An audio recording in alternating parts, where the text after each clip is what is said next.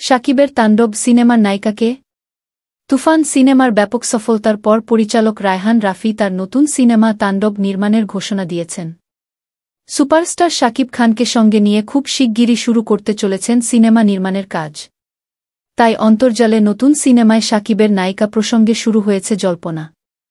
তাণ্ডব সিনেমার পোস্টার, ছবি সংগৃহীত। তাণ্ডব সিনেমার পোস্টার। একের পর এক হিট সিনেমায় দেশের বাইরের অভিনেত্রীদের সঙ্গে জুটি গড়তে দেখা গেছে শাকিবকে। তুফান সিনেমায় কলকাতার মিমি চক্রবর্তী, দর্দ সিনেমায় বলিউডের সোনাল চৌহান আর রাজকুমার সিনেমায় মার্কিন অভিনেত্রী কোর্টনি কফির সঙ্গে জুটি গড়েছেন শাকিব। তাই তাণ্ডব সিনেমা ও নায়িকা নিয়ে বাড়তি উত্তেজনা তৈরি হয়েছে শাকিব ভক্তদের মনে। কে হতে চলেছেন রায়হান রাফি পরিচালিত ও শাকিব খান অভিনীত তাণ্ডব এর নায়িকা জানেন?